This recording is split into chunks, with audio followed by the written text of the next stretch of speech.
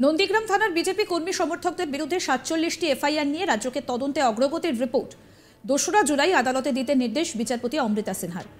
ওই সময়ের মধ্যে পুলিশ ওই ৪৭টি অভিযোগের ভিত্তিতে কারো বিরুদ্ধে কোনো পদক্ষেপ করবে না বলে অ্যাডভোকেট জেনারেল আশ্বাস দিয়েছেন। উল্লেখ্য, ১৪ই মে থেকে ১লা জুন ৪৭টা এফআইআর হয়েছে মাত্র একটি থানায়। এর প্রায় সবকটি মামলা বিজেপি নেতা সমর্থকদের বিরুদ্ধে।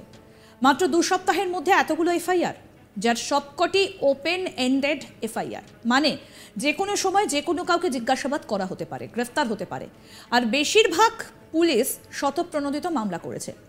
বিরোধী দলের নেতাকর্মীদের হেনস্থা করতেই পুলিশ এটা করেছে বলেই দাবি করে হাইকোর্টের দ্বারস্থ হয়েছিলেন শুভেন্দু অধিকারী। এদিন শুনানিতে বিরোধী দলনেতার আইনজীবী PS পাটওয়ালিয়া বলেন, ১ মাস ৪ দিনে ৪৭টি এফআইআর দায়ের হয়েছে নন্দীগ্রামে।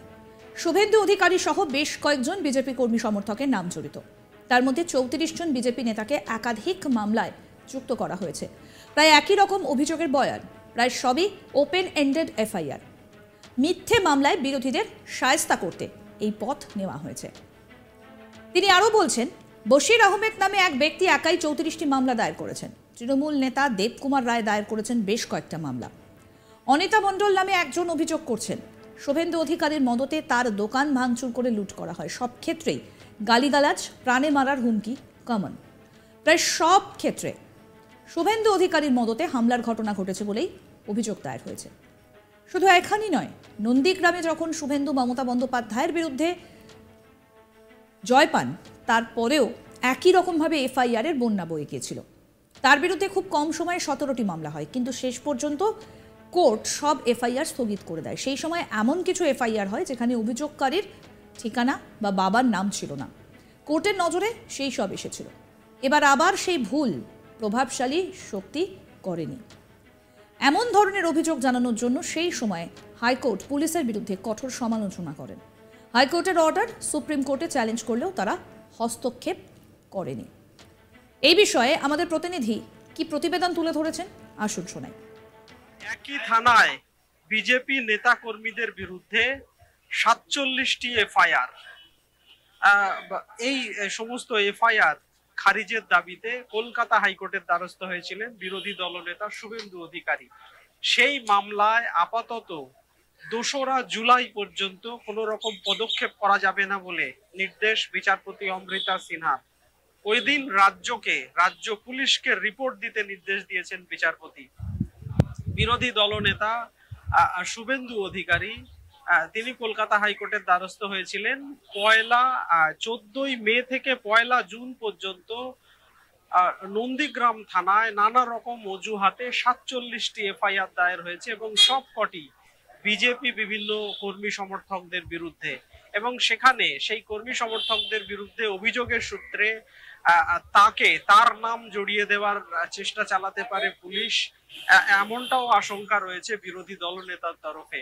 সেই মামলাতেই বিচারপতি অমৃতা সিনহা আপাতত ২রা জুলাই পর্যন্ত পুলিশকে কোনো রকম পদক্ষেপ করা যাবে না বলে নির্দেশ দিয়েছে এবং ২রা জুলাই এই মামলায় পুলিশ রিপোর্ট দেবে আদালতে। প্রসঙ্গত,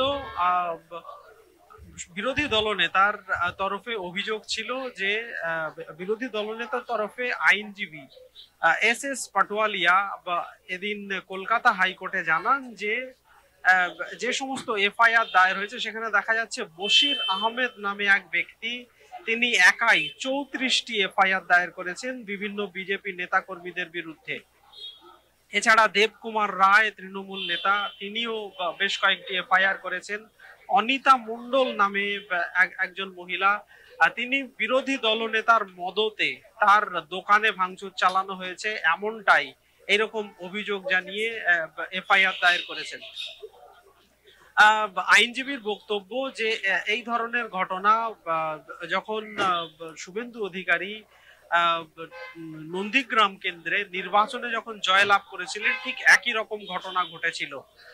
সেখানেও প্রায় ১৭-১৮টি এফআইআর দায়ের করা হয়েছিল বিভিন্ন রকম অজুহাতে এবং সেই এফআইআর এর বয়ানে দেখা যাচ্ছে হুবহু একই বক্তব্য লেখা হয়েছে। এখানেও যে ৪৩টি এফআইআর এর কথা বলা হচ্ছে সেখানে অভিযোগের বয়ান একই রকম। রাজ্যের বক্তব্য অভিযোগের বয়ান একই রকম হতেই পারে, কারণ হয়তো একজন কেউ অভিযোগের বয়ান লিখেছেন এবং সেখানে একাধিক ব্যক্তি স্বাক্ষর করেছেন, ফলে সেটা অস্বাভাবিক নয়। আর এফআইআর কোনো এনসাইক্লোপিডিয়া নয়, অর্থাৎ এফআইআর এমন কিছু নয় যেখানে পৃথিবীর যেখানে কোনো মামলার সমস্ত কিছু থাকবে। এফআইআর একটা অভিযোগ মাত্র, যেখানে অনেক সামান্যই কোনো বক্তব্য থাকে। সেই ঘটনায় পুলিশ তদন্ত করে দেখছে, পরবর্তীতে তদন্তে কি উঠে আসে তার জন্য অপেক্ষা করতে হবে বলে রাজ্যের তরফে জানানো হয় এবং 2রা জুলাই পর্যন্ত সময়ও চাওয়া হয়। ইতিমধ্যে রাজ্যের অ্যাডভোকেট জেনারেল আশ্বাস দিয়েছেন আদালতে যে যাদের নামে এফআইআর দায়ের হয়েছে তাদের বিরুদ্ধে কোনো পদক্ষেপ করা হবে না। একই সঙ্গে রাজ্যের তরফে বলা হয়েছে যে বিরোধী দলনেতা শুভেন্দু অধিকারীর কোনো এখতিয়ারই নেই এই ধরনের মামলা করার। তিনি এত ভয় পাচ্ছেন কেন, তিনি আশঙ্কা করছেন কেন যে এই মামলার সূত্রে তিনি জড়িয়ে যেতে পারেন। তার সুরক্ষা কবচ রয়েছে, হাইকোর্টের নির্দেশ রয়েছে তার বিরুদ্ধে এফআইআর করা, কোন রকম এফআইআর দায়ের করা যাবে না। তাহলে তিনি ভয় পাচ্ছেন কেন বা তার আশঙ্কা কিসের? বিরোধী দলনেতার তরফে আইনজীবী অবশ্য বক্তব্য যে এই সমস্ত মামলার সূত্রে সম্পূর্ণ অনৈতিকভাবে জড়িয়ে দেওয়ার চেষ্টা হতে পারে বিরোধী দলনেতাকে।